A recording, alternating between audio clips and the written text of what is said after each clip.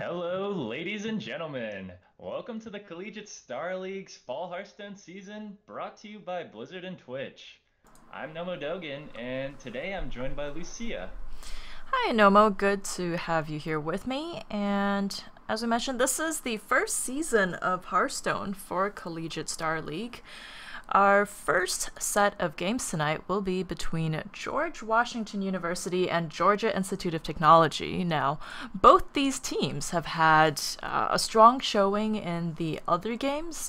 There's, StarCraft, Dota 2, and this season. Oh, right, of course, not to forget League of Legends. That's a game I'm just like, forget about League. League doesn't exist anymore. Don't keep Right. spending your money buying skins. Get out of there. But actually, this season too, they will be adding CS:GO. So esports. Just Yeah, that's super exciting. yeah, lots more new games coming up. Hearthstone being one of them, and so we're gonna go For sure. ahead and get the game started up here. As you can see here, the the first game will be between Quadrant and Brewski. Now, Quadrant and Brewski actually are the coordinators of these two teams, so I guess deciding, for the first game of the season, they're like, all right, we got this. Let's start the game, go in ourselves, and then let the rest of the team come up, right? Right. All right, looks like we're getting into the game. Yep, just a few seconds here. Seems like it's gonna be Warlock versus Warlock. As we do know, this is blind pick. The players could have played any class out of all nine, and they both chose Warlock, so that's pretty interesting. We'll see what kind of decks we have here. Could be Handlock, could be Demon Lock, could be Zoo. There's a lot of different ways that Warlock can be built these days. There's no for sure best deck. There's so many options. Absolutely. And looks like a handlock here for Brewski. Yep, seems about right to me.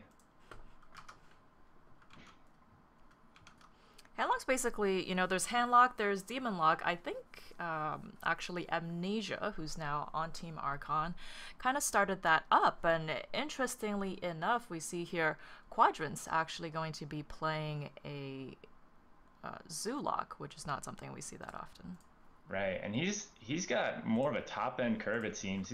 He's got some demons in here, Mal'Ganis, Void Terror, Doctor Boom. An unfortunate turn two miss here. You usually wanna play something on turn two and not tap as a zoo player, but seems like he's gonna lose a bit of tempo because of that. Yep, pretty unfortunate. Brewski, of course, he's happy to tap all day. Definitely, yeah. As a Hemlock player, you kind of want to fill your hand with the good stuff, scale into the mid and late game, hopefully survive, and finish them off with your Giants. Seems like Brewski's got a pretty full hand here. If he just taps, he's gonna overdraw. He's got to do something about this Imp Gang boss. That's the awkward thing about being handlock and being the second player is that, you can't keep tapping. This would be even a worse situation if Quadrant was playing handlock as well. In the mirror matchup, it's huge being the first player just because you don't have that extra coin. So it's like turn 2 tap, turn 3 tap, turn 4 you can immediately play your Mountain Giant. Yeah, On the other definitely. hand, turn 4 as it just becomes very awkward as the second player being handlock. Mm-hmm. All right, he just decides to do nothing. That actually isn't too uncommon from a handlock player. He doesn't want to use any of these cards that he has right now to deal with this Imp Gang boss. He just wants to let it sit there, hopefully get a strong Shadow Flame later on, or find a better answer, or maybe just a play on turn four.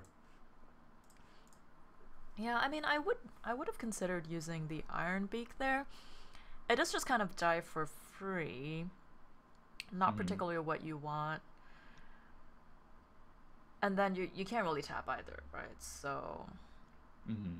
Yeah. there's Dark Bomb Mortal Coil, which would have again it uses up all his mana. He can't The thing too though is he doesn't have a turn four play, right? He doesn't have a Twilight and still doesn't. So this is it's a pretty awkward hand for Brewski, but at the same time Quadrant didn't get a great start to begin either.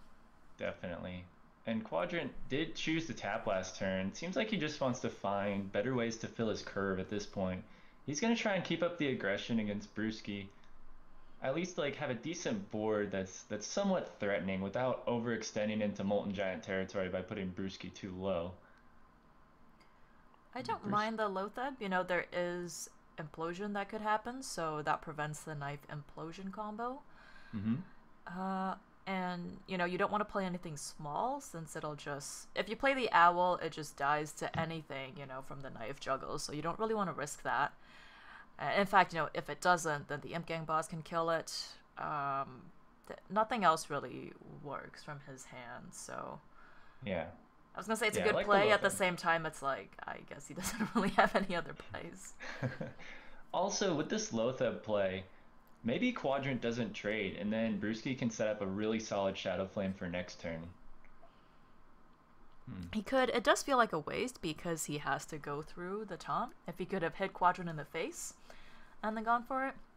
Now thus, I don't mind the Shadow Flame here if he decides to go for it.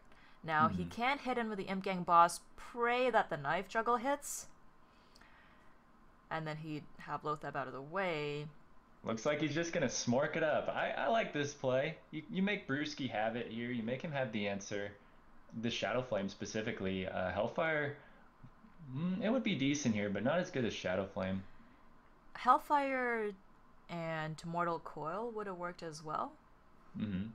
since it would let him use the Lotheb to clear off the last thing. But actually here, I did forget about that. The Imp Gang, of course, drops another Imp, allowing him to use up that Mortal Coil. Perfect for that mana that turn for Brewski. Yep, that was a really solid turn. Next turn, he's also got some decent options, but we'll see what Quadrant has here. Hmm. He could play a straight up Doomguard. He would lose a couple cards. Alright, looks like he's gonna go for the tap, try to find something a little better.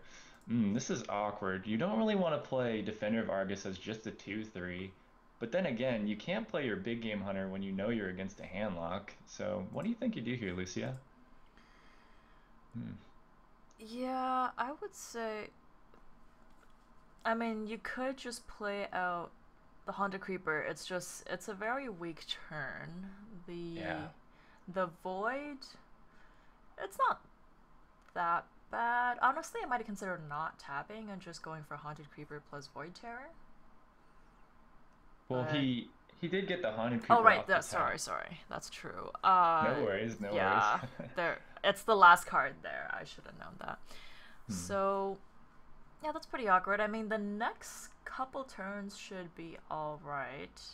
You know, he Hmm. has that boom next turn, and then by then you draw a couple more cards. There's a mixture of a bunch of things you can do Yep. I for really turn like this 8. play from Brewski though. Just getting the Void Caller out when you know for sure it's gonna pull your Jiraxis out of your hand, and then you can taunt that up with a Sun Fury Protector. That's just something that's really hard for Zoo to get through. Hmm.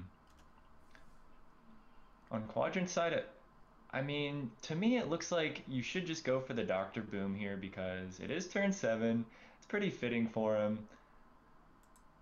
It's gonna be hard to weave him into these next few turns. Yeah, I like this play from Quadrant. Yeah, I mean, it's like, it's turn 7. Do you have Dr. Boom in hand? Yes, play Dr. Boom. For sure, for sure. Unfortunately, Brewski does have a BGH to deal with this if he so desires. Hmm. Looks like he'll trade into a Boombot, see what happens. Ooh, 3 damage onto the Void Caller will pull the Jiraxis out of Brewski's hand and put it straight into play. I I don't think he's too upset about that. I mean, can't really complain about having a 315 in play against Zoo, especially if he taunts it up, which fits perfectly on curve here with the big game hunter. He'll get 2 taunts and destroy the 7/7. Such a big swing turn in Brewski's favor. I mean, the This, 4-2, generally not what you want to taunt up, but in the least, it will require him to, you know, throw the Boombot in and maybe soak up a Boombot hit. mhm. So it's really not bad in this situation. There's no real easy way as Zoo to be able to clear that. Maybe an abusive onto the Boombot, but Quadrant doesn't have that at the moment. Is he just going to gamble out the Doomguard? I Well, don't at this point, see. At this point, it seems like he's kind of behind. He might have to start making some risky plays. This is Okay. actually a really solid play from him. I like this. Yeah. That cleans that up. Oh, and Nice. a nice Perfect. boombot hit onto that Sun Fury Protector. A solid turn back from Quadrant. Maybe not quite as powerful as Brewski's turn was, but still pretty solid. Brewski has so many options here. He could go for the Emperor and Owl the Void Caller if he wants to. He can play out the Mountain Giant and the Owl as well if he wants. Looks like he'll go with what you said the first time. I mean, I definitely like this play. He wants to make sure nothing crazy happens here. He knows he's in a good spot. He just really doesn't want to see something like Mal'Ganis, which Quadrant does have in his hand, pop out of that Void Collar. So I That's like this true. defensive play. The Doom Guard isn't bad either. I mean, given that he has Mal'Ganis in hand, it's almost better to get the Doom Guard out because then Mal'Ganis, you can play Mal'Ganis and not lose 2 cards in hand and have the Doom Guard, right? Yep, definitely. Hmm. Here, De- I feel like Mal'Ganis is not enough. I would yeah, almost just go for spamming out a lot of things. yeah, and then hope that Brewski doesn't have any AoE left over. That seems fine to me. Well, putting I down the mean, Nerubians plays around AoE a little bit, right? Like the Hellfire would activate the hmm. Nerubian Egg, and then, you know, It would at so least that's not force too some bad. trades. It would at least force some trades from Brewski, yeah. He might just set up that resilient board here, and then he can hopefully draw another Void Collar or empty out his hand completely before he plays the Doom Guard. That might be a bit optimistic, but I think he doesn't have many options at this point. He just needs to play out his death rattles. I definitely agree with you there. Having a Mal'Ganis in hand, that takes up an entire turn, and the Doom Guard takes up half a turn, so it's, like you said, it's pretty ambitious to try to get everything out. He'd probably at Mhm. least lose the big game hunter, I'd expect. I'm surprised he chose to play the Haunted Creeper over the Imp Gang boss, Mhm. because with 4 health, it's not that easy to clear, so. That's true, but maybe Quadrant is assuming at this point that his board's going to get cleared no matter what, and he'd rather have Imp Gang Boss for later because it's a better standalone threat than something like a Haunted Creeper is. But we'll see. Brewski's just going to set up a massive board here. Deal with that 4/4 right off the bat by silencing the Nerubian Egg, taking care of it, just making sure that in case Quadrant has something like a Direwolf Alpha, things are going to be even harder for him to deal with. I mean, Brewski's just got a stranglehold on Quadrant right now, I think, and he's just trying to make sure that he doesn't find any way back into this game. Yeah, and now with both of them having a similar amount of health, and Brewski the one being in board control, it's pretty hard for Quadrant to come back into this. I mean, Brewski also has an NT kill bot, so Yeah. he'd have to somehow find the damage. You'd have an owl plus abusive, 2 power overwhelmings. Actually, would that do it? It would be 3, 4, 5. Um, plus 8, 13. Plus abusive. So actually, technically, he could do it there. Which then means Brewski technically misplayed this by not putting out his Defender of Argus last turn. For sure. He might have wanted to taunt up some more. But, But in this case, Quadrant doesn't quite have the nuts. But he will be able to deal with some of this. Ooh. ugh, Mal'Ganis. Well, at this point, it's kind of difficult to say whether or not that changes that much because Quadrant's really gonna have a tough time getting back into this at all. Like, I don't know if he can. He's lost. There isn't much hope after these past few turns. Is all I'm trying to say. And Brewski has lethal in multiple ways here. So Yeah. unfortunate start from Quadrant. He just didn't start as quickly as Zoo likes to normally. And Brewski just had a solid handlock game. So Indeed. And so, at this point, looks like Brewski gonna take it for his school, Georgia Institute of Technology, and they are up 1-0 at the moment. And the way the rules work is, we're playing through these. Each one of these is just one game, a best of one between the two players. So now we will be seeing Desilinger versus Bloodyface. And if I remember correctly, Nomo, you mentioned you have some experience against Bloodyface? Yes, I've actually played against Bloodyface a few times, and he actually reached number one legend with Patron Warrior about a week after it started becoming really popular. So he's on my friends list, and I've played against him a bunch. He's a really strong player, and I'm just excited to see how this game plays out, what he plays, because I know he's into playing some of the best decks in the game. He's kind of a spike. If you guys are familiar with Magic, he's really competitive. He wants to play the best decks, and he wants to win everything. So we'll see what happens here. It seems like the players are getting ready to go.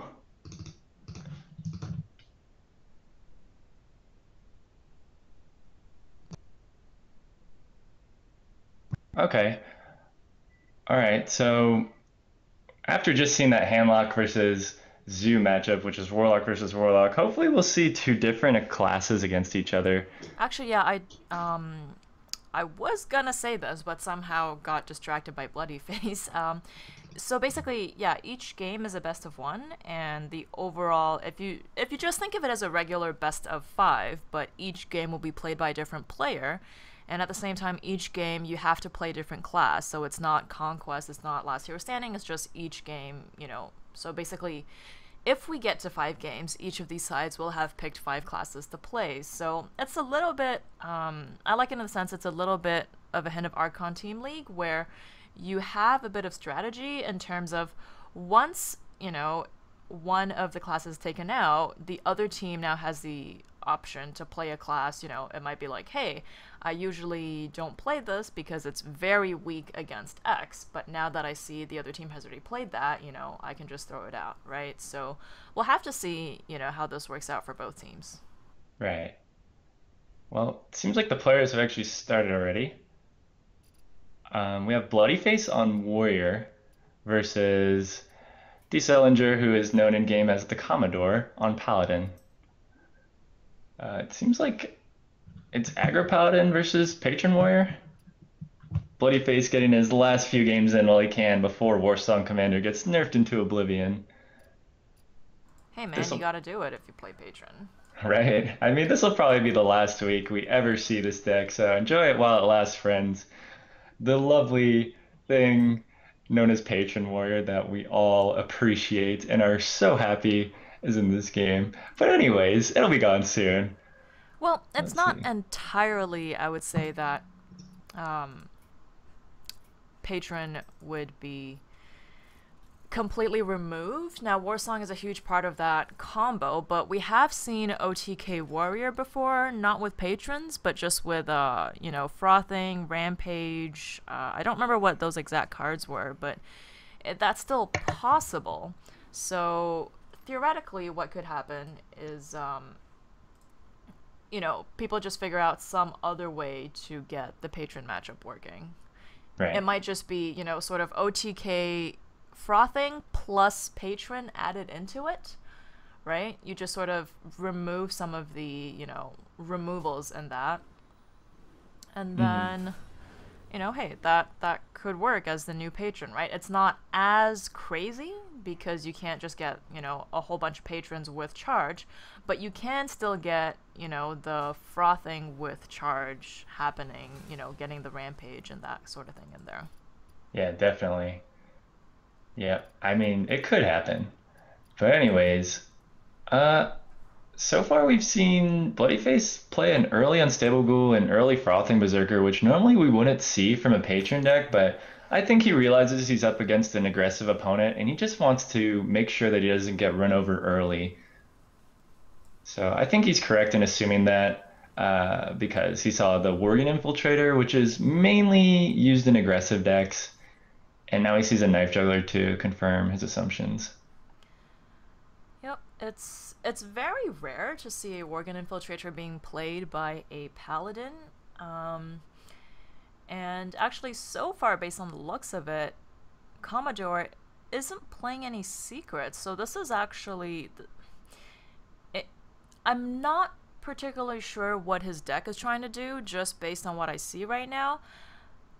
Usually, with a more aggressive deck, you don't have pieces like Quartermaster, right? Hmm. But True. the fact that he has that the Silverhand Regent and Quartermaster, it seems like, he's trying to run some kind of combo to get a lot of recruits out.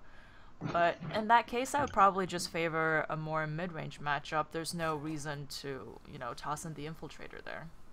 Hmm. Well, maybe he wants to have some streamlined aggression coupled with the chance of having some recruits later.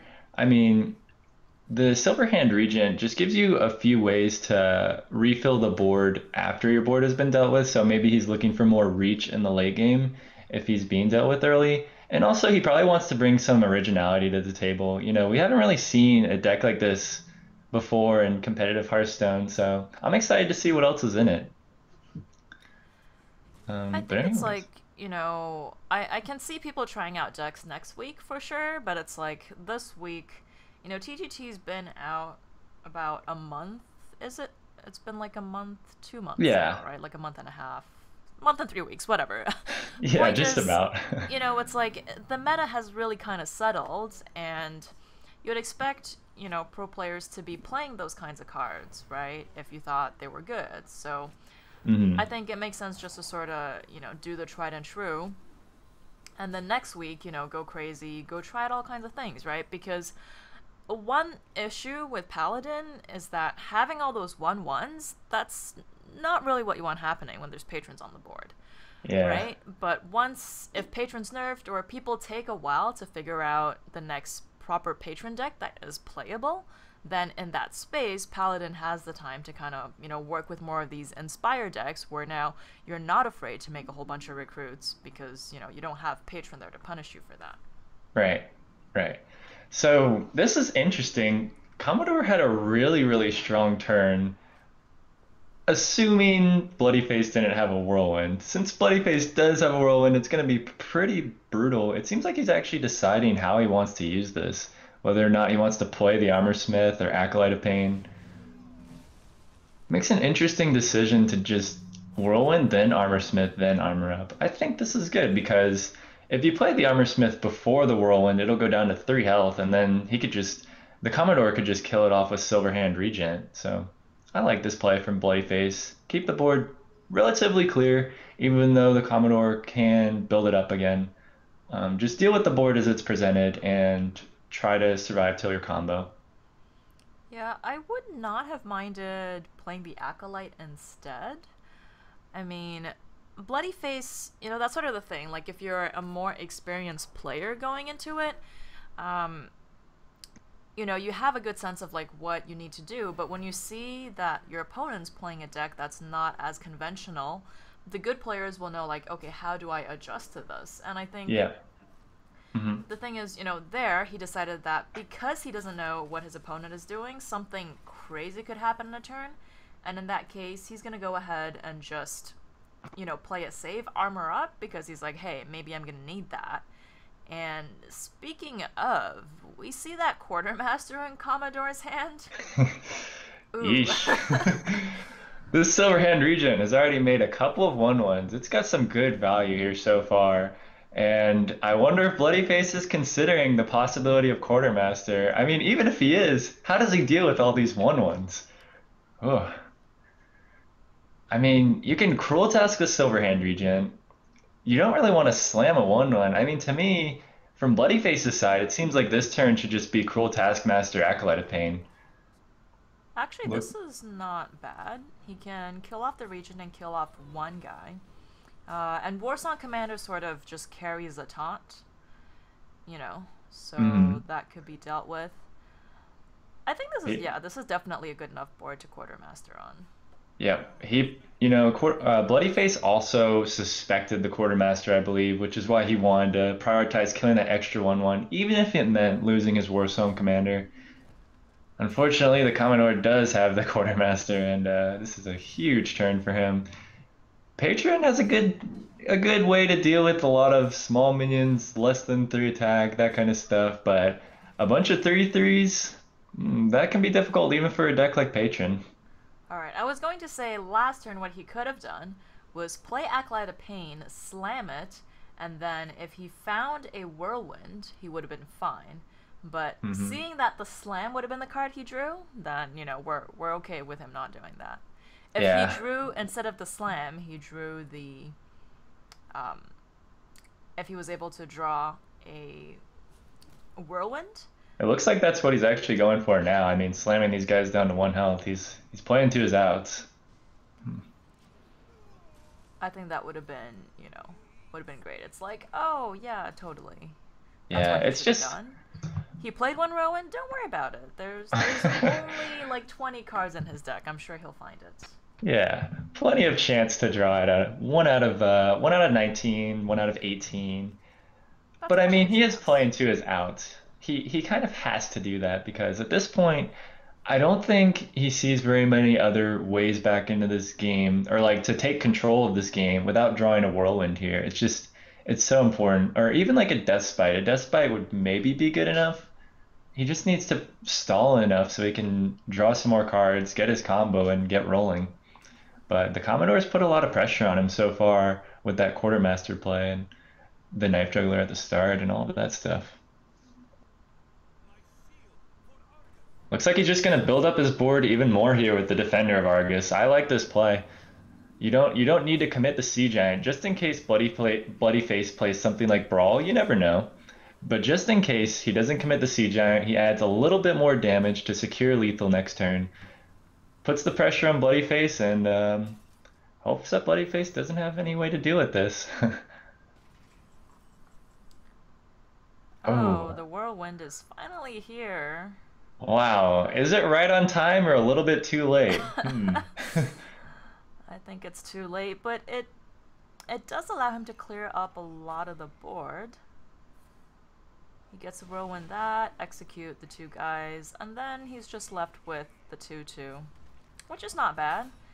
It'll allow him to survive. Now, what I was going to say the term before is that he could have considered using a 3/1 to kill off the Acolyte. It does mean he has one less guy, but it Mhm. will leave his Quartermaster at full health, right? So it would not be vulnerable to an execute.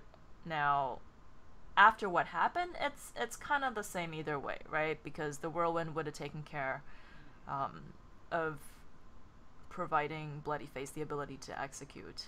But Right. I think in general, when you're so close to lethal and there's very few ways for things to go wrong, it's better just to sort of play things safe. Hmm.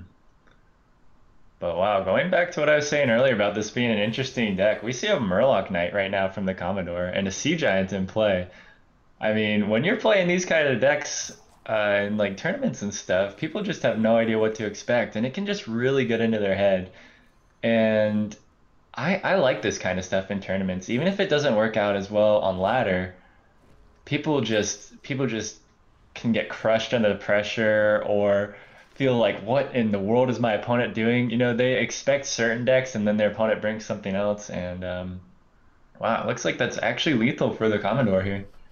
I generally would agree. The only thing I would say to that is, because it really depends on how famous Bloody Face is, right? Because, that's sort of the notable player on the side of Georgia Tech.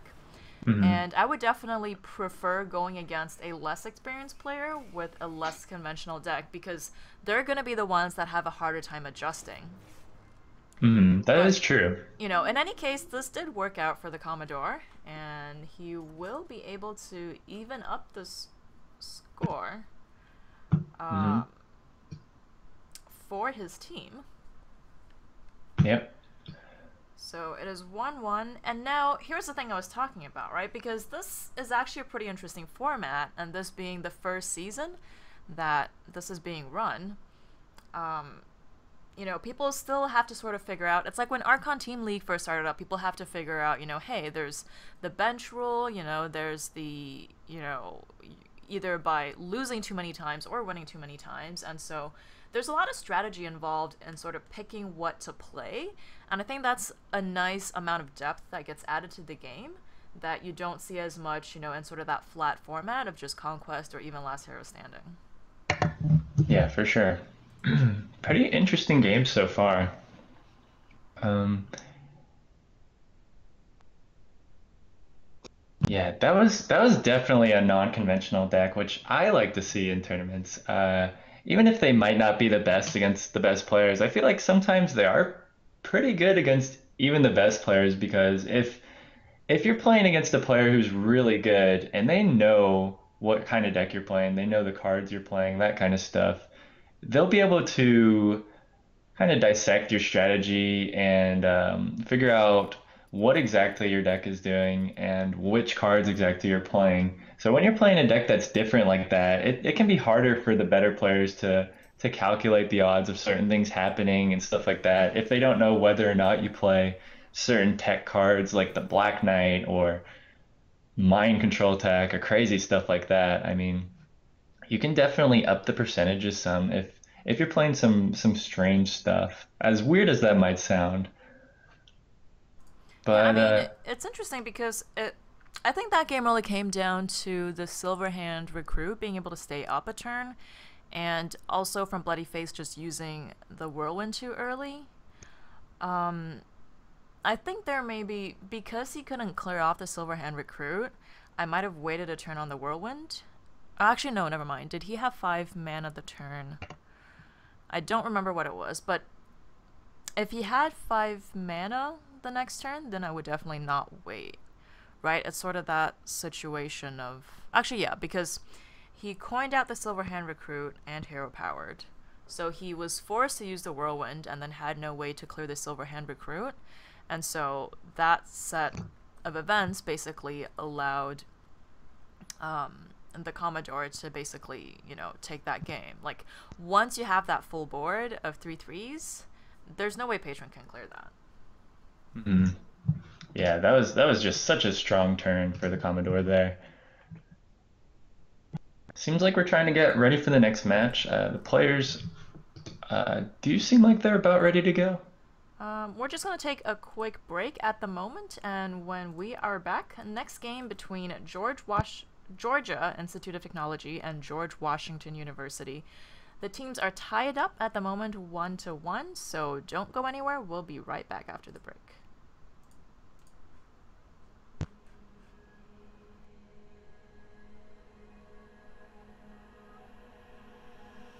I hear the rain, and it sings to me the ballad of your name.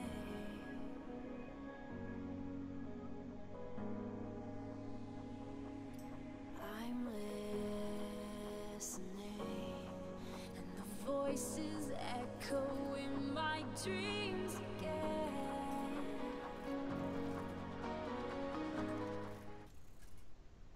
Sorry guys, actually a bit of a miscommunication here. Looks like the players are ready and into games, so here we are.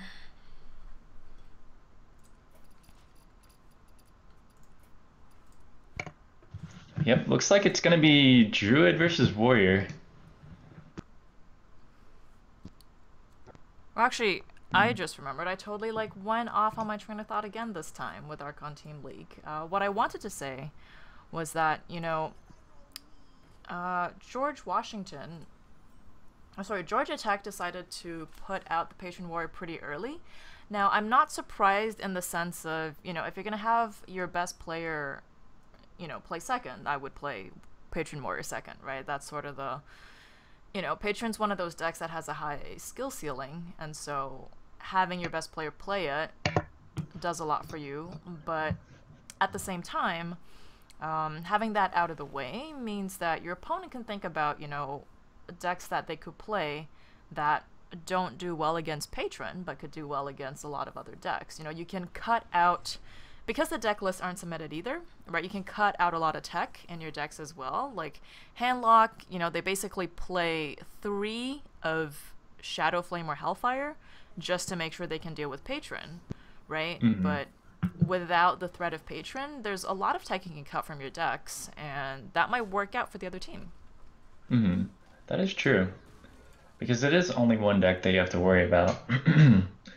With that being said, Zebras did have a pretty good start here. Two ramp cards for him, and it doesn't look like ZX333 actually has a way to deal with this Darnassus Aspirant. You know, this would be a fitting way to end the Patron week, right? It's sort of the same thing in both games where the Patron player just couldn't delay the game long enough. And not just that, but, not being able to draw the pieces that they need. So, it's Mhm. like, hey, you want to play Patron one last time? Sorry, that's not going to work out for you. Yeah, and this is so strong from Zebras. I mean, ZX333 is only going to be on his fourth mana when Zebras just made a six mana play to kill off his Acolyte and put a 5/4 onto the board. Wow, just a really good opening from Zebras here. Absolutely. The Death Spite will help in clearing off that Savage Combatant, but the value's already there, being able to kill off that Acolyte of Pain cleanly. And unfortunately for ZX333, he doesn't have Patron in his hand, so he's got that first Death Spite hit, but it's like, okay, now what? The other thing, Hmm. too, is it does, without. He had the choice to kill the Savage or the Aspirant, and ZX333 opted to clear the higher damage amount, but turn 7 generally is a huge turn for Druid. You have Right. your Ancients, you have Dr. Boom, and, it's generally pretty good to kill that off as opposed to, letting your opponent have that turn 7 with that Aspirant. Hmm. I think there ZX was just thinking, he already has this in play. I'm going to be taking a lot of damage. If I don't deal with this now, all this damage might just cost me the game. He's had such a good draw up to this point. Let's just hope he doesn't have the icing on the cake, the cherry on top, the seven drop, which he doesn't. So it works out well for ZX here. Even though I do agree with you, killing off the ramp is usually the right play.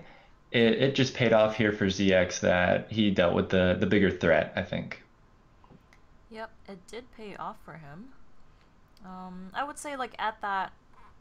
It's hard to say, right? At that level of health, he's not that unhealthy, but at the same time, you do have to consider that it is Druid, He can pull out two Savage Roars and he could be dead next turn. Who knows?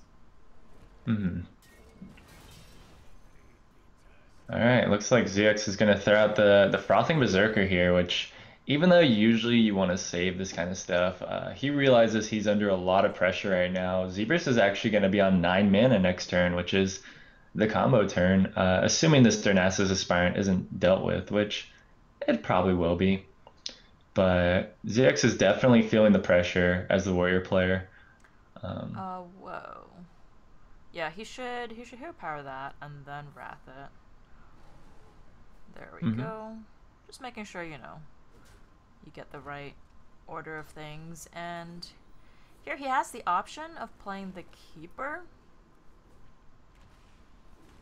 Oh, wow. He's actually going to trade off his Darnassus. Or actually, yeah, the Keeper. Perfect. Okay, so I was going to say Yeah. he plays the Keeper out, so this allows him to draw an extra card as opposed to doing 2 damage to his opponent's face.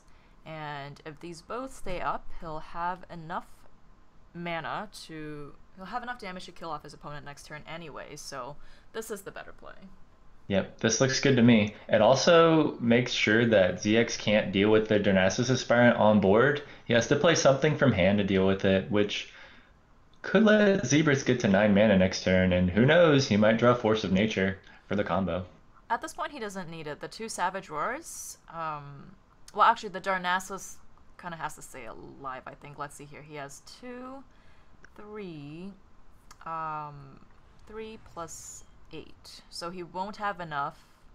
Yeah, he doesn't need the trees, but he does need the Darnassus to stay up on board as a body for the Savage Roar. Hmm. But So that's 4 plus 6 plus 6, which is 14. Not quite enough. yep, Probably that just swipe face at this point then. That seems right to me. Oh yeah, he can play Swipe Lotheb, face, swipe Lotheb. face, and so... Ooh. Goes with the BGH instead. All right, so he's just thinking maybe ZXX will gain some armor here or something like that, but he did just play the Lotheb. Hmm, I'm not sure. This is an interesting play. I don't think at this point it really matters that much, but I think the swipe would have been better, but in either Hmm. case, I'm pretty sure this is lethal. I'm not As gonna long as count. you, yeah, as long as you, I mean, as long as you play the Lotheb last turn, you should be at a really good spot this turn because there's gonna be a lot of things Warrior can't do, Yeah, let's like just besides double play savage. I weapon. mean, one was enough, but Make let's just go sure. all out here. You You might gotta well. make sure. He could even just like wait another turn, and then he could double savage and swipe, All right, all just right. We just to don't have need the 10 everything out of 10. happening. We don't need the 10 out of 10 BM here. But And I mean, if you lose the game for your team at that point, right? It's like if you lose it for yourself, it's like, okay, fine, I deserve that. But if your team was counting on you and that was how your team lost, 2-3, I think they'll be pretty upset at you. yeah, definitely. Well, that seemed like a pretty typical Warrior versus Druid game. I mean, a lot of the time, the patron would have other ways to deal with the board. They would have had execute and stuff like that, but we just saw a ton of ramp early from Zebras. Wild Growth into Darnassus Aspirant, into just like a really strong curve with double Savage Roar to finish him off. Even though he didn't have Force of Nature, that's still like a ton of burst damage, and it's really hard for Warrior to deal with that, even though they do have a lot of armor gain and stuff. Just The all of the mid-range threats that Druid has. Yeah, the other problem is one of the reasons Patron is really strong is because Patron basically wins if they draw the cards they need. And in a conquest format, it's hard for you to lose with Patron 3 games in a row, essentially, is what it boils down to. And when you're only allowed to play Patron for 1 game, we saw it didn't really work out for both players. Just because, you don't get the right draws in the beginning, your opponent has enough pressure on you for whatever reason, and then it's like, okay, then it's gone. At that point, I feel like both players would have done better if they just played Control Warrior, let's say. Hmm. Yeah, it seems like this week really is going to be the fall of Patron. I mean, Warsong getting nerfed soon. Patron lost both matches today. Man, it's just really rough for Patron Warrior right now. Kind of dominated the past 6 months in the game, but it's definitely losing steam and losing one of its enabling cards. So gonna Yep, say goodbye to it and soon. looks like both players have started already, so we're going to go ahead quickly jump into the game here.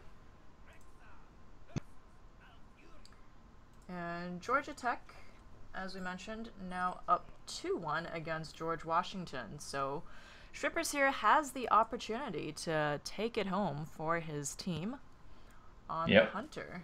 And YS Tang now on the Druid, hoping to pull out a win for his team. Such fitting classes here. I mean, as the hunter, knowing that you're the one who just needs that win is a pretty good feeling because hunter just wins a lot of games early on. If they have a really strong curve followed by a bunch of burst damage, I mean, they can end games really quickly.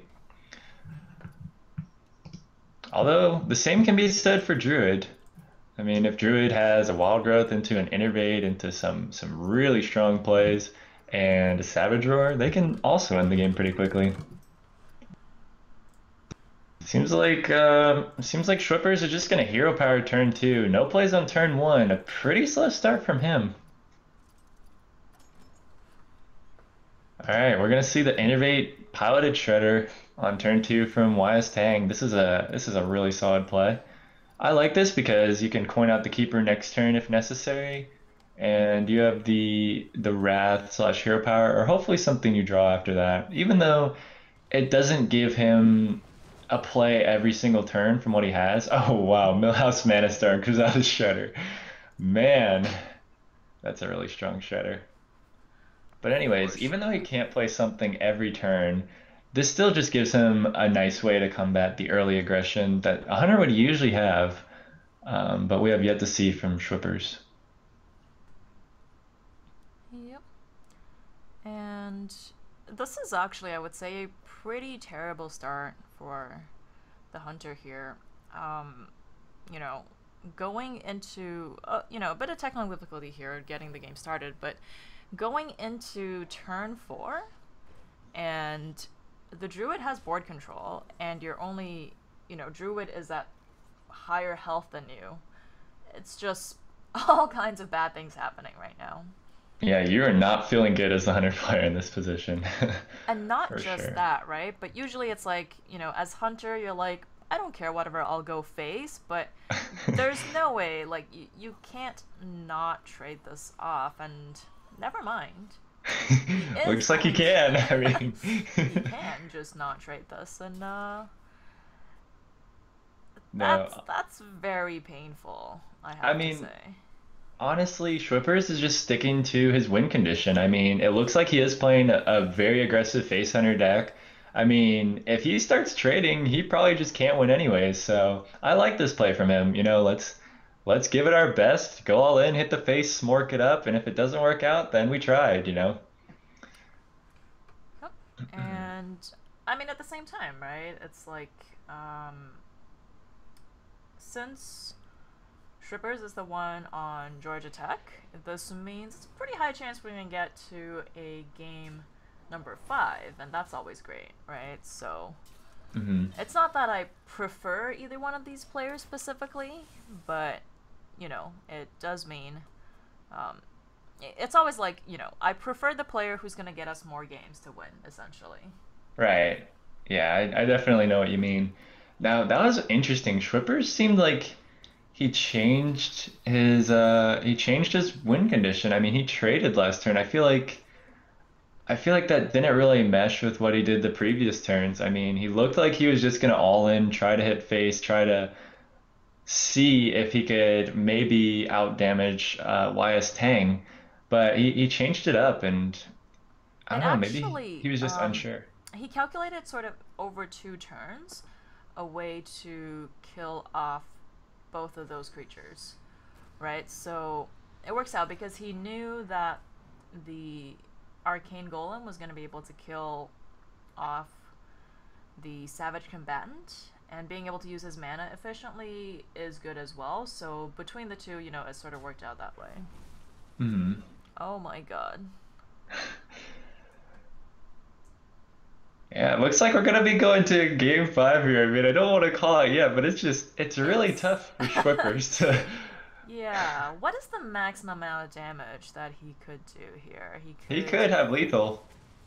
If that hit face for 4, or if it hit face for 3, he would have had lethal there with the hero power. But either way, I'm not sure that that'll matter too much unless Schwippers pulls out. Well, let's see here. Assuming, okay, yeah. So he has Lothub. Say he picks up a web spinner, he could do 5. So a web spinner would be a total of 6 mana, right? And so, oh, unleash actually.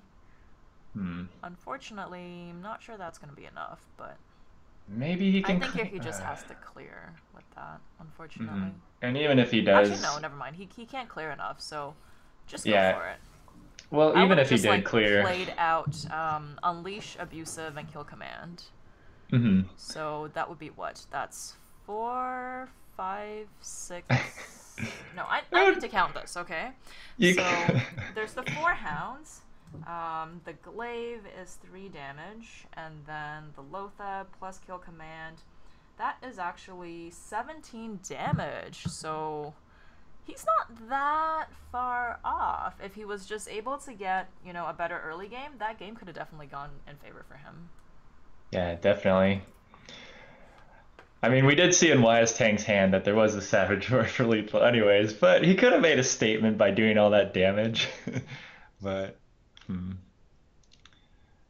All right, seems like we will be going to the game 5. This has been a pretty exciting series so far. It hasn't really been too one-sided, which is definitely what I like to see in these series. So, not sure. We're trying to get the players ready, trying to get this game going. We've had one same class matchup so far, which was Warlock versus Warlock early on. And it seems like since then we haven't had any mirror matches. Actually, we haven't had any mirror matches at all so far tonight, which is pretty cool. I Oh, definitely like to see. there's the Warlock game to start. Hmm? The Warlock mirror? Mm-hmm. Well, I meant like the exact same decks. I didn't mean the same Oh, classes. okay. I was Yeah, just that's saying. actually, yeah, that's true. Um, I yeah, mean, handlock versus handlock would have been a terrible, I would say terrible, but amazing way to start, just because it's one of the most complex um, matchups. Like even more so than Patron, because Patron, it's like okay, who can combo first, right? But handlock versus handlock is actually a really really interesting and complicated matchup. for sure. Um, Unfortunately, we didn't get to see that. It's nice to see a little bit of resurgence of Zoo, and it does look like George Washington. They're the university that's sort of bringing out more interesting and different decks, whereas we see Georgia Institute, maybe potentially even by the influence of Bloody Face, opting to go for the standard meta decks. Hmm. Yep. Yeah, I mean, also in the Hamlock mirror, sometimes you question whether or not to like heal your opponent. There are these awkward situations that pop up where you're like, I don't want them to play a mountain giant. I want to be able to play mine, so I'm just gonna heal my opponent instead. So, pretty weird stuff. Yeah, and let's go through at the moment. So for the side of Georgia Institute, they've played Warlock, Warrior, Druid, and Hunter. I'd probably expect to see a Mage coming up here. Hmm. Um, There's a being, lot of strong mage decks. yeah, Yep. Paladin also a potential. On the other side, Warlock, Paladin, Druid, and Warrior. So again, Mage definitely a possibility, and Hunter. Those are sort of the common decks that do get played at the moment, top of the meta. But hey, you never know. One of them could surprise us with something more interesting. Yeah, you know what I want to see? I want to see some shaman. Let's see a nice I was shaman just deck. about to bring that up. Unfortunately, both these teams have already played Druid, so you can't pull out the Shaman to sort of surprise and take out Druid. But definitely, that would have been the class I would have wanted to see played. Priest also actually a good sort of a with the addition of TGT, there's sort of a more of like a ramp up priest where you go cleric or whelp into worm rest into dark cultist into twilight guardian. So priest being played more as well, but we'll just have to see what these players decide to bring to the table. Yeah, definitely. Looks like they're getting started. And looks like it will be Hunter versus Mage, so I'd say that was a reasonable prediction by me, right? Yeah, yeah. I mean, I agree. Mage is really strong right now. Looks like CSL Please actually has the Golden Mage, which is pretty cool. I also have Golden Mage. I think it's a sweet portrait. Hmm. I think Golden Warrior is the best one, just so the way, Garrosh kind of animates. Yeah, yeah, he's pretty cool. Although he does look like he's on fire. But anyways, looks like Eichenbauer has a pretty good start here as the hunter. You always like to see the one, two, three, and then he has a coin five as well. He's gonna have a nice curve here. Actually, we were talking about earlier when we were going through these teams. We're like, this guy's name is CSL Please. Like, I, I want to help you out. I don't know what you're asking me for. And here, aptly, we are in a game 5, and that is his name. And now this all makes sense. He's saying CSL Please. I want my team to win this. Yeah, like he's asking us for the good RNG, but I don't know, man. I mean, I can't really help you with that. I And don't he's know if you playing can, mage. Alicia. This is totally appropriate. And he's got an arcane missiles in his hand. He set it up for us. He just wants us to work it in his favor. I mean, we'll see what happens here. But I hmm. could see an option for Eichenbauer here is he could coin out the Argent Horsey, trade it in with the. Or actually, never mind. For some reason I was thinking he was playing against Hunter. I'm like trying to play around explosive, and I'm like and freezing, and I'm like, excuse me, that didn't make any sense. I mean, nowadays in Hearthstone, any class can get any other class's cards, so who knows? We might see an explosive trap from the mage this game. But we do just see the turn two mad scientist from both players, pretty solid. You always like to see your mad scientists when you're playing a secret deck on turn two. Just a really strong tempo play. People have argued in the past that that card is broken. It's definitely a strong card. Don't know about it being broken, but let's see. Well, the thing is, like, what is, assuming, once that scientist pops, it's going to come out with a mirror entity. What does Eichenbaugh really want to give Dream, right? The Argent Horsey is pretty annoying to clear. Giving him a Yeah. scientist allows him to pull out a secret, so this is all kind of a little bit awkward. Mm-hmm. That is true. On the other hand, playing the scientist also allows Dream a pretty good trade, right? And actually, yeah, with that, he just clears off everything. I was gonna say, even if he didn't play anything else, he has a 2-1 scientist against the 2-2 scientist of his opponent. So, Yep. He went for the favorable trade there, and the arcane missiles did hit, which are good for him. An eagle horn bow draw here is nice, but I don't know that you necessarily play it this turn. Hmm. Like, how much do you want that extra charge on the bow is the question. I mean, all you do is break the Divine Shield this turn, and then CSL Police could just attack with his Annoyotron and fix that shield a few turns later, even though it'll cost 4 mana. He'll still be able to replay that later. Um, yeah, I think you're right. I would say Animal Companion or, Scientist Coin Hero Power doesn't seem that good. If he had a Haunted Creeper or something in his hand, then I would mhm. say, Scientist Coin that out. But Leok coming out here from the Animal Companion. I mean, I like the Animal Companion here. Eichenbaugh's probably looking to coin next turn to play his Argent Horseman and the Mad Scientist. Or, excuse me, Argent Horse Rider and the Mad Scientist next turn. Just so he can combat the aggression from CSL, please. I like this. He'll also get another secret up, which will definitely help with the tempo aspect of this game. So. He does go ahead and take out the freezing trap with the Annoyotron. It was a pretty fair assumption to think it was freezing trap. I think that is the right attack if you think it's freezing trap because you would rather keep your scientist in play, let it die, get the secret off of it, get that value, and then you can just follow it up with a piloted shredder. Or you could play the Sorcerer's Apprentice and Arcane Intellect. Maybe he wants some more options for next turn. Does go with the shredder, stronger board presence overall. Yeah, and he purposely traded in his Scientist, even though it didn't kill Leok. It's good too because then, Eichenbaugh has to decide, like, what is he gonna toss into? It is a mirror entity. Some people play Effigy now. I think Counterspell's basically gone completely out of favor. And hmm thankfully he does pick up a Knife Juggler. That's actually, honestly, pretty much the best that Eichenbaugh could have hoped for because, with an Argent Horse Rider, it takes, 2 things to kill that off. Yeah. Here the Leok can just trade into the Knife Juggler.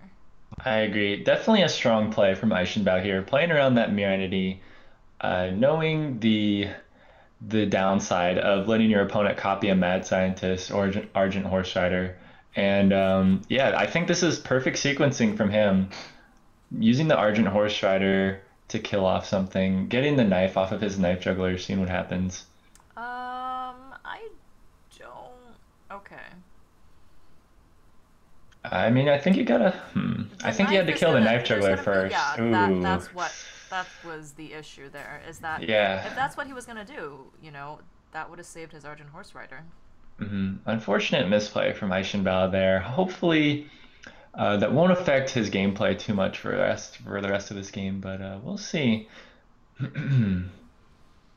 A Wrathguard, on the other hand, is a pretty good drop from that piloted shredder, even though CSL Please will take some damage off of it. Just having a 4/3 body is really, really good in these aggressive matches. Thankfully, he does have the Fireball to take out the Core Hound if when that happens. Mhm. Um, Good old otherwise, core it's hound. like, oh, yes, let's do that. That's gonna happen. Yeah, good old core hound. I like the animal companion here, plus the mad scientist. I think this is good because you don't necessarily need the 5/5 body of Loatheb right now. Just get two minions out there, hopefully deal with CSL Please's board, and stall out a little bit longer because Aishinbao realizes he's behind on board, and he's just gotta salvage his way back into this game. Could really use an explosive trap right now. Yep, that is true. But this is so awkward for him because his mad scientist, he can't kill it off himself. Like he has Well, no way now to he kill his own can. mad scientist. Now with the Or Eagle Horn, actually, yeah. The top true. deck of the Argent Horse Rider, though, is Hmm. what's That gonna was a work. great draw. Ooh. Okay, so he wants to remove as much damage as possible, it looks like. Okay, maybe he doesn't play explosive. Maybe he knows what else is in his deck, his odds of getting his explosive, stuff like that. We have to take into consideration. And to be Um, fair, the Wrathguard wouldn't die, and he'd have more pieces on the board that, you know, CSL Please could trade with. So at that point, it's like, it's no longer worth it to have the explosive. Because right. the good thing about explosive would have been to take out the two mirror images, but he already killed them. So it's like, okay, that's Yeah. great. A little I mean, see, redundant. now that would have been, it's like, now he wishes he had taken it out. Hmm.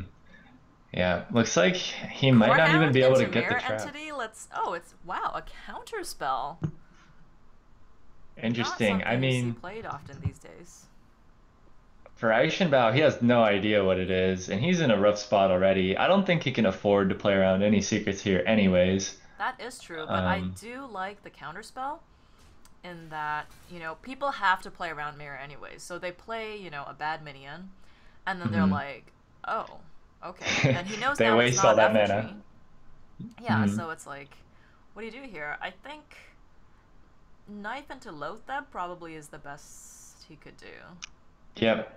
Definitely want the Loatheb spell taunt, as some people say, spell buffer.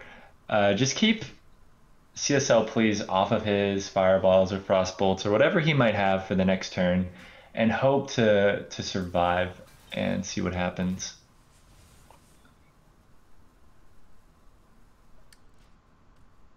What? Interesting. Oh, he thinks it's mirror entity, I guess, and he doesn't want to play No, but he anything. can play the knife juggler and then play Loatheb. Maybe he just accidentally hero powered and he wasn't sure. I mean, I'm not sure. At that point, he probably realizes he was in a rough spot anyway. I mean, I don't know that there's too much he could do there either way. Like CSL Please did draw the Frostbolt, but yeah, I mean, I don't know. At that point, you can't really play around a secret. You had to do something, but Absolutely. maybe he just didn't see it. I don't know. Yeah, so with that game, CSL Please, with the very appropriate name, going to take game 5 for his team. So Georgia Institute of Technology taking their first game this season against George Washington University. Great series by both teams, though, for sure. Yep, congrats to them. I mean, well played by all players. We definitely had some interesting games here. Happy to see it go to five, and saw a lot of cool decks. So, Yep. And now we're going to go ahead and take a break. And when we are back, it will be Dakota State University versus South Dakota School of Mines. So, I guess a bit of Dakota. Actually, I wonder, Dakota State University, is that in North or South Dakota? uh, I am actually not sure. So I was gonna say a bit of either way, a bit of either North-South Dakota rivalry or just a plain, South versus South within the state rivalry going on. But in either case, don't go anywhere. After the break, we'll be bringing you the second series today.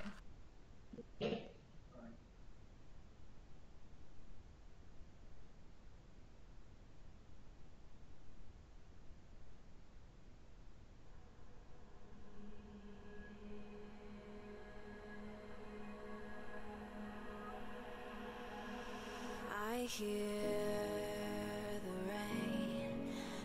sings to me the ballad of your name.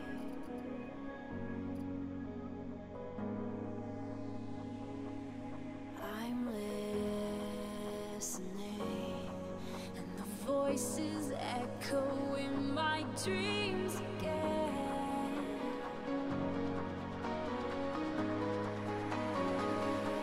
Another day,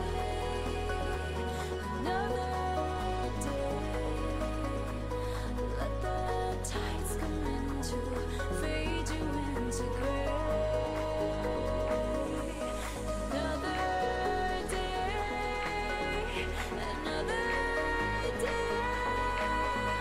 let the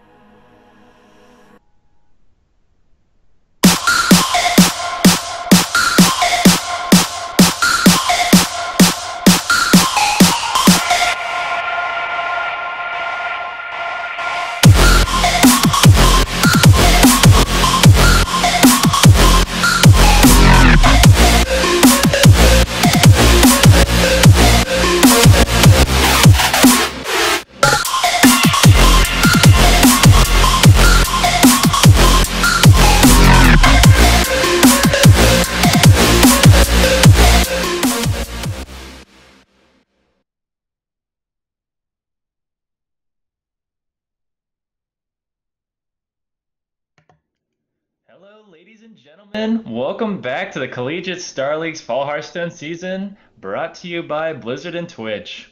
I'm Nomo Dogan, and I'm still joined by Lucia.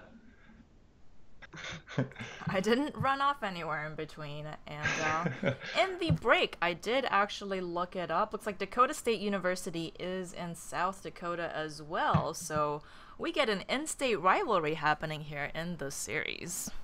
Interesting. Should be pretty exciting. Hmm.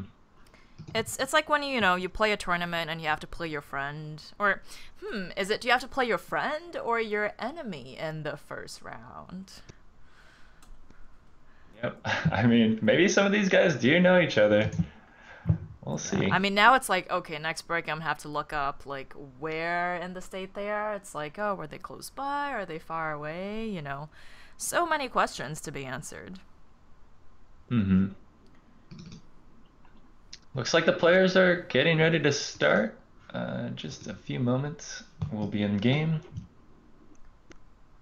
And don't know much. Actually, fun fact, my high school mascot was the Trojans as well. And Oh, interesting. there's always a couple ambiguous, inappropriate jokes, with that sort of thing. Yeah. Anyways, I mean, we're in the game here. And you're like, no, abort, get out of here. We don't wanna get in that kind of situation. hmm Well, looks like we're gonna be getting in a interesting situation in this game. I mean, we got two paladins, and guess what they are? Oh no. Oh no. All right. Looks like Selkie opted to keep the Noble Sacrifice. Ooh, a Secret Keeper draw there. Wow. That card is so good in this matchup because not only does it get buffed off of your own secrets, but it gets buffed off of your opponent's. If Munchie can't deal with this here, it's gonna turn into a huge problem. Yeah. I actually had this is I think the first week or first couple days of TGT being out. I was trying out Secret Paladin, right? I'm like, this deck is cancerous, but let's just try it out.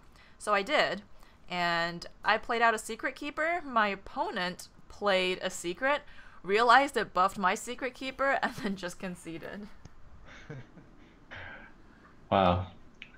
Yeah, that card can be really, really brutal if it's not dealt with. I mean, and then you're just stuck with this terrible, terrible decision of should I play my secret or should I not? I mean, I don't want my opponent's secret keeper to get buffed, but I really want to play my secret, So Munchie does have a pretty good turn two and shielded mini bot though, so it's not like he's oh man, a third secret though from Selkie. This is gonna be a 4-5 secret keeper if he opts to play This them here. is ooh, interesting. I was gonna say, um, wow, okay.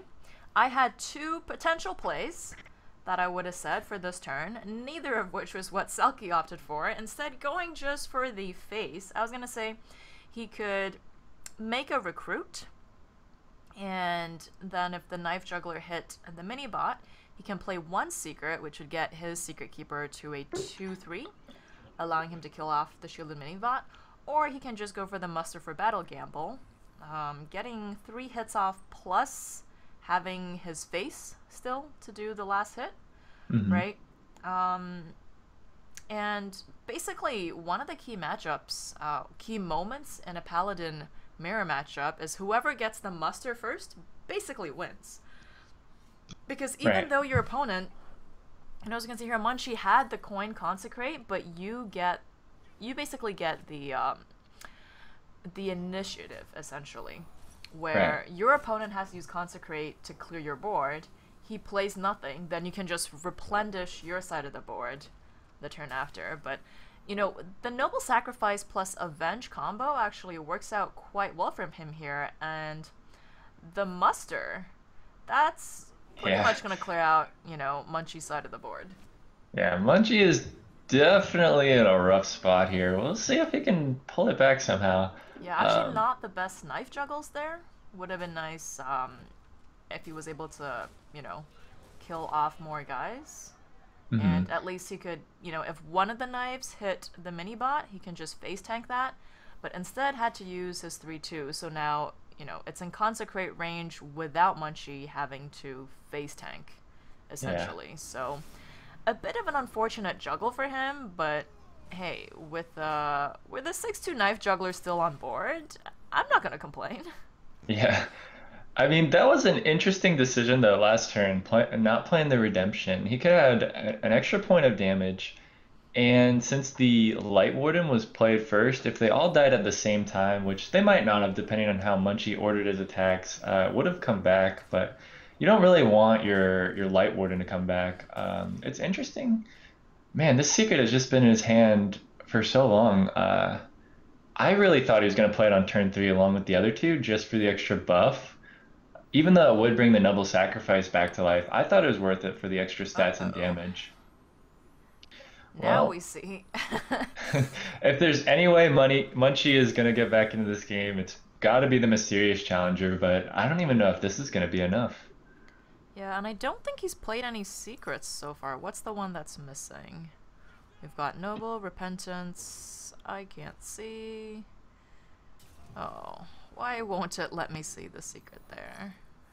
Um, Okay, so it uh, looks like he's not playing competitive spirit. mhm.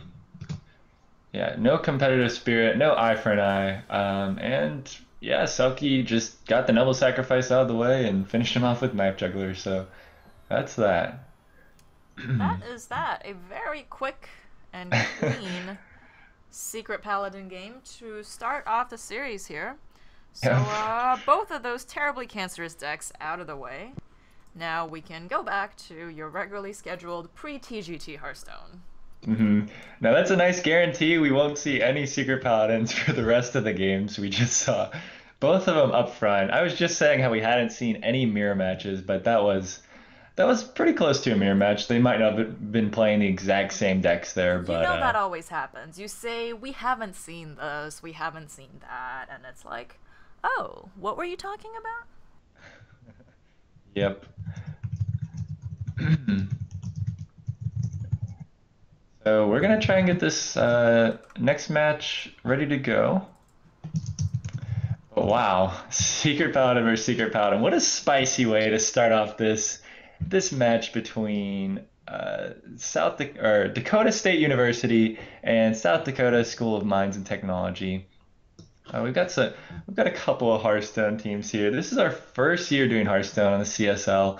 Pretty hyped for it. Hopefully we'll have some sick games and series throughout the coming weeks. Um, hmm. And now I'm like, okay, it was both Secret Paladins. Did the top Paladin know the bottom Paladin won? Which then means, it's like, before it's so much easier to keep track, right? It's like, Yeah, now definitely. you're like, I don't know. It's all just Secret Paladins, and they're all The- from South Dakota, and everything's just a mhm. blur. Yeah, for sure.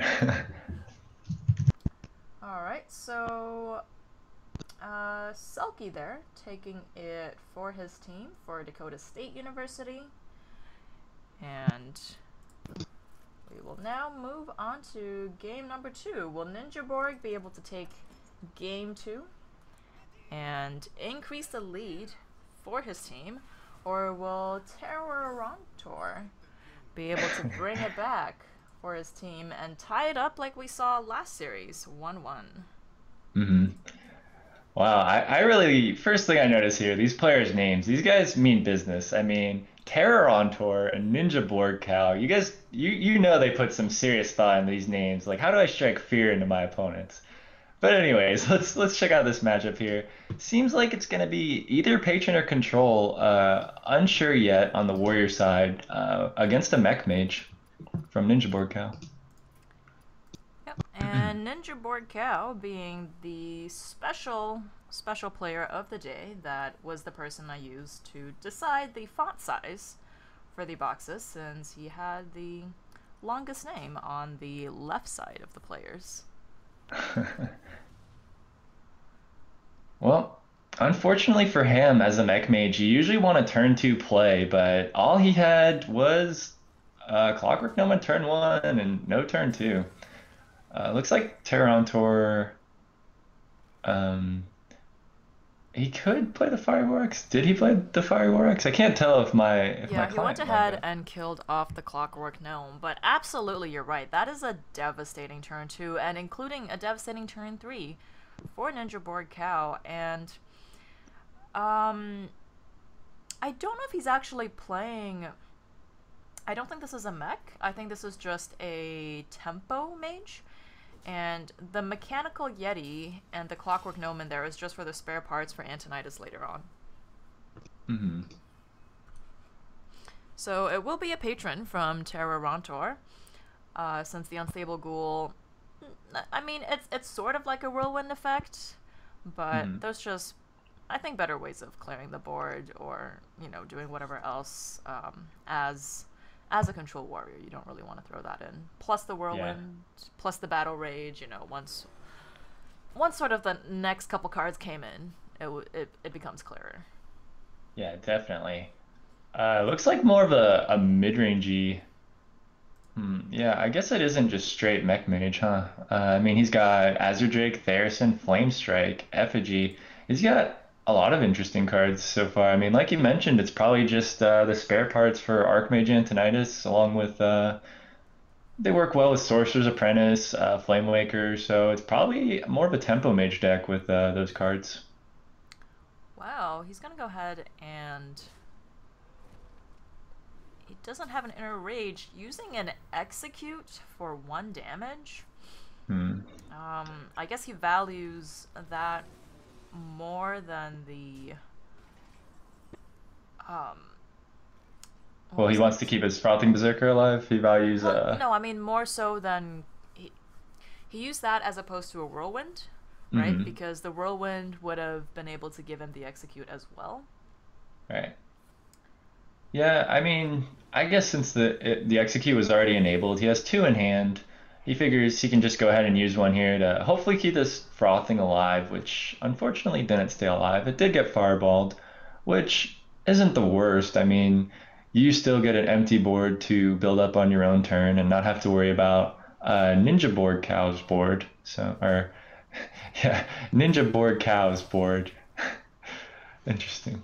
Yeah, and with no patrons in hand, actually, that's surprising that he opted to just go ahead and hit face. It does allow him to draw an extra one from Battle Rage, but it also just completely took out one of the ways he could have activated it.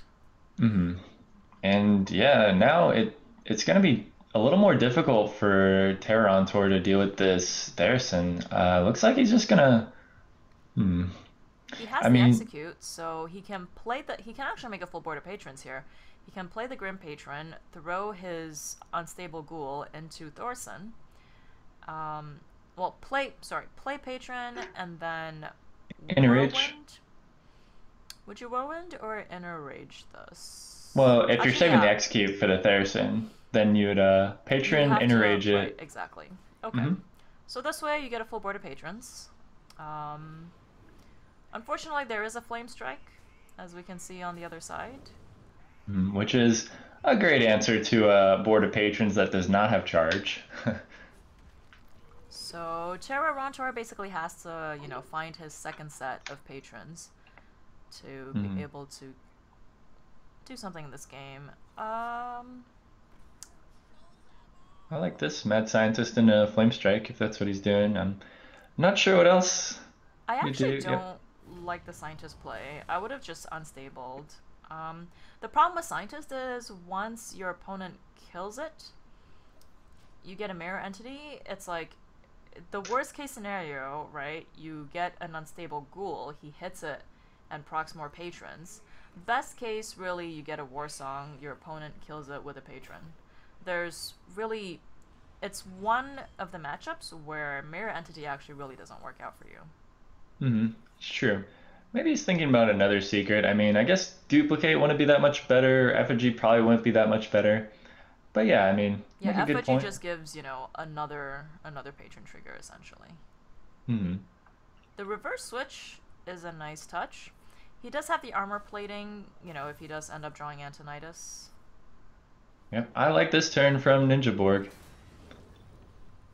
The patrons, oh, sorry, not the patrons. Dr. Boom is also a nice way to deal with frothings and patrons, just because there is there is the chance that, you know, it hits 2 patrons for 1 and you have a full board of patrons, but more often than not, you know, you can just,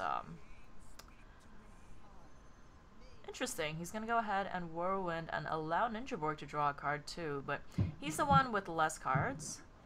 And also, you know, the boom bots get cleared out of the way, and Yeah, maybe they'll draw him some cards. yeah. Ooh. Ooh. Yeah, unfortunate bombs there. Exact set of events he didn't quite want to happen. I mean, Yep. I guess it would have been worse if he, I think it hit his face. Yeah, it only hit his face for 1. It would be worse if the boombot hit his face for more, but that's about the extent of how much worse that could have gotten. Yeah. But, you know, for Ninja Borg, he's got this Dr. Boom here. He's got a lot of options in hand. It's looking pretty good for him. Terror has already played a Frothing Berserker. He's already played a Patron. He's only got one of each of those left in his deck to try and close out this game. So we'll see how this goes. Not looking so good for Terror on tour here. And that's the thing, right? Patron with only 1 game, so many things can go wrong for you. And it's Right. not even like, you know, you don't know what decks your opponent plays. And there are plenty of decks that do well enough against Patron Warrior that do well enough against other decks as well. So I think, you know, in this situation, I'd definitely rather be the one to play a counter to Patron as opposed to the player playing Patron, because with only 1 game to ensure you get all the right draws, I just don't think it's enough. Mm-hmm. That is true. Unstable Portal pulls out a Shadow Boxer here. Is he gonna armor plating that Acolyte? No, he's gonna leave it. Yeah, it's his only trigger there for the Flame Waker or for an Antonitis. So for sure I would say keep it. Yep. It doesn't I like really that do as well. much here. Like, it's different if, you know, it keeps something out of range of something, but here 1 extra health doesn't really do you much good. Yep. Now, I mean, wow, this would have set up a great turn for Terra on turn next turn, but is this lethal here? Got 4 damage off of Frostbolt because of spell damage. Plus 4 from the Drake is 8, 15, 16, 17, 18, 19. I count 19 damage total, including hero power. I might be a bit off, but either way, I don't think it's lethal. So Now Ninja here Borg. he's thinking about whether he wants to throw his Acolyte in, just so he doesn't leave something on board that procs more patrons. Mhm. And he I can would get a card draw definitely. as well. So yeah, I would say yeah. Yep, I like that trade for sure. Probably wanted to do that before playing the Ronin, but It's one of those it'll still be fine. like hashtag marginal misplays or something. Yeah, I'm That's sure not even he a still would have thing. made. I just made up a thing. Yeah, we could call it that from now on, I guess. But Right? It's like not putting your shredder in the middle, not, you know, doing the right, card all those search, that sort of thing. little things that people mess up without even thinking about it, right? Well, And the that's ones that don't matter, right? So hmm you're definitely marginal. It's like your shredder did not pop out a dire wolf or a flame tongue. Exactly. Wow, we see an 0-3 performance from Patron today. I mean, this is the last week for Patron. Shouldn't Patron be making a stand and going out with a what do you call it? Going out with a bang, you know, like Unfortunately, that's not gonna happen. looks like Patron is just not living up to its name at all here. This is a deck that people have feared for months, and it's 0-3 today. Wow. Yeah, but like I said, a lot of the strength is just, you know, Conquest gives you 3 chances to do well with Patron, but I guess, you know, not played by the same player, Patron has had 3 chances today, and it still didn't do it. So even if this was some kind of Conquest matchup, I guess still not doing well. Mm-hmm. For sure. So it looked like McShlanta just making sure to give us a really hard time pronouncing their names. McShlanta versus Mwanga will be next. McShlanta now has the opportunity to take it home 3-0 and completely wipe out their state I was gonna say, you know, sister team or whatever, but it's like their state buddy.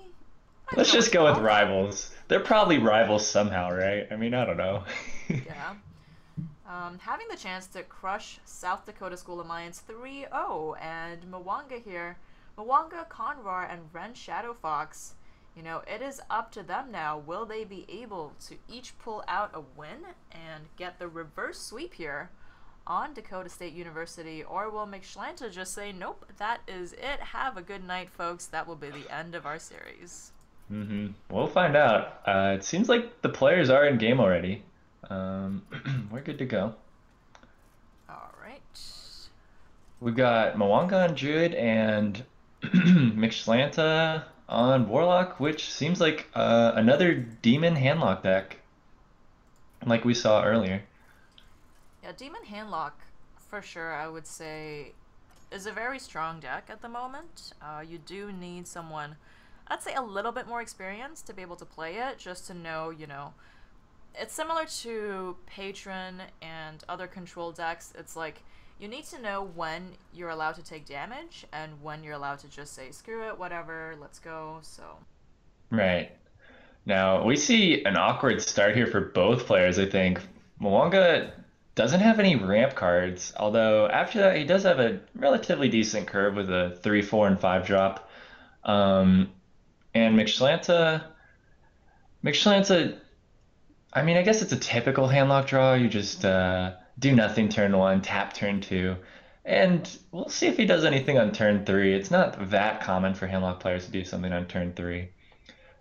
An awkward Darnassus Aspirant draw here from Mwanga. Questionable whether or not you play the Shade or the Darnassus Aspirant. Seems like he values the Shade more. He just wants to get it in play, have it grow out of range of Hellfire, Shadow Flame, and other AoE effects, because by now he's probably figured out that Mixlanta is, in fact, a handlock type of deck. Mixlanta goes with a Void Caller. This is a pretty solid play. He does have a Demon in hand. Pretty strong one at that. Doomguard being the 5/7 charge. Ready to go. Back to Mwanga. He's still got to decide whether or not he wants to play this Darnassus Aspirant. Seems like now it's an easy piloted Shredder, because if he did play the Darnassus Aspirant there, it would just die to the Void Caller, assuming Mixlanta would trade, which he probably would. Yeah, I mean, this is the turn where he could Hellfire. So getting the Shade out early doesn't really mean much in that sense, where, you know, you can't get the Shade out of range of the Hellfire. Or Shadow Flame here would have done it, but Mixlanta didn't have either. He goes with a Dark Bomb onto the Shredder, which pulls out a average 3/2, and Void Caller just goes and kills that off. No problem. Well, it's a taunt 3/2. I mean, it would be the case you always want to clear the board anyway as Mixlanta, but it's just like you have to attack it. Yeah, gotta kill that sparring partner off. Yeah, there's a couple weird situations where you have to decide, you know, do you hit first or do you wait, you know, because a taunt could pop up, or on the other case, you know, I don't remember what the specific situation is, but for example, let's say, like, if you kill the Shredder first, you know, a Direwolf could pop up, right, and you can't kill off, you know, your guy dies to the guy next to him. Or if you don't do it that way, you know, a taunt pops up and you can't kill that minion that you really wanted to kill. So there's sort of that, you know, play around, like, do you kill that first, do you kill the other thing first? But with trading, obviously, you know, you just Dark Bomb it. Whatever comes out, at best, will, you know, it's the same thing, right? Yeah, we see a pretty strong play here from Mixlanta, I think. I was thinking this exact same play going into this turn. I think it's great. You clear off the Druid's board. You get a 5/4 charge into play, which is good enough. I mean, 5/4 is still pretty strong as compared to 5/7. But the fact that you clear off the board, cycle your Mortal Coil, keep your hand at a relatively decent size. I just thought that was a really strong turn and really well played by Mixlanta. Yep. And Mwanga here on 6 mana. And that's what we're talking about. Like, look at that. 7 mana creatures in his hand, the Dr. Boom and the 2 lures. But he's not going to be able to play any of them. He's Yeah, got the Lothab plus saplings if he wants. yep. It's a bit clunky, just seeing this hand from him. If he did have a wild growth this game, would have been pretty huge, but he did not. And this is the way that Druid works when you do not have the wild growth. He goes with the Lothab and the 2 saplings. I think this is fine. He's just trying to get a board together. He's gonna be playing the 7 drops for like the next 3 turns anyways. You might as well try to get as much of a board as possible here. 6 So mana Mortal Coil, let's go. to kill off a 1/1, pretty strong. No, but this Theracin is a heck of a card here. It puts pressure on Mwanga to deal with it. And it's already had such an impact, or not an immediate impact on the board, of course, but over the next couple of turns, we'll see this Theracin really pay off because of all these mana cost reductions. So Theracin's been popping up a lot in Handlock, and it works really nicely when your hand is so large because he just got a total of 7 mana reduction on off of that Theracin. So. Yeah, and Druid and Handlock, I would say, are the 2 decks that sort of benefit a lot from the extra reduction. Druid just because they have so many large drops, and Handlock, hey, they have a full hand of things. A lot of other decks, Thorsten's very strong, but really you just need that 1 proc. Like, if you're playing Patron, you have all the pieces in your hand, 1 proc will basically allow you to play everything on the same turn. Yeah. Or, what else is there? Like Rogue, too? Probably, if you play a Thorsten in there, 1's enough to sort of take all your stuff down to a low enough cost. But, yeah, for Handlock here, having a second turn with the Emperor Thorsten, it's going to be huge. hmm Now we see pretty smart play here from Mwanga. Not attacking with these saplings because he doesn't want to.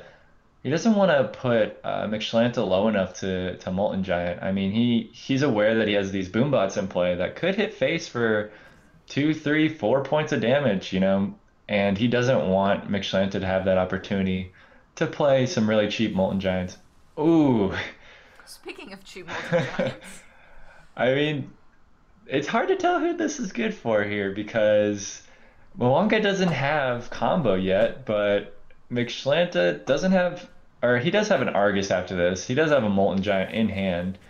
I actually disagree with the play here. I would say he should definitely have hit a sapling. The boombots are gonna boombot anyways, right? So really you just want to reduce one of the creatures on your opponent's board, right? Just so a savage doesn't do as much damage, but I don't think there was a reason for him to proc the boombot there. He would have just had his stuff as healthy as possible, and if his opponent had combo, he'd have to think about, okay, will the boombot hit where it needs to, right? It could give his opponent an awkward turn instead. Yeah, give your opponent more thinking to do. It would have also left him some better targets for Sylvanas to steal. But, ooh, This the is Wrath for yeah, this was a 3. good. Alright, takes a sapling. Yeah, this I'm is sure. well played. Oh, looks like I thought they fixed the Druid client bug, but looks like I have a Wrath on my screen, which disappeared. Okay, excellent. Nothing to worry about, folks. Moving on. I like this play from Mwanga. Playing the Savage Combatant, dealing with that 2/3, and trading the 1/1s. I think it's fine. Does Um, Mwanga have a Savage Combatant in play right now? yes. It's not showing up on my screen. Hmm. Everything else, I think, looks normal. It's not in his hand, right? He has 2 Lures and a Darnassus in his hand, and Uh-huh. it just shows him having a boom on board. It did show him have 3 attack, which I was pretty confused about. And so, yeah, this is interesting. Maybe leave the game and come back. I mean, Aw. McShlanta. Guys, there's a Savage Combatant. Just trust us. Do you see the Molten Giant and the Ancient Watcher being played? Oh yeah, I see Okay. everything else fine. It's just there's a Savage Combatant missing. I almost don't want to leave and come back, just so, I'm curious what happens when it attacks. It has to Yeah. attack, right? So Yeah, that must be interesting. Um, anyways, uh, I'm gonna this leave it and see is what happens. okay. Mwonga's in a rough spot here. He doesn't have a BGH to deal with this 9/9, which I'm sure he wishes he did. He could play an Azure Drake here to try and draw into one.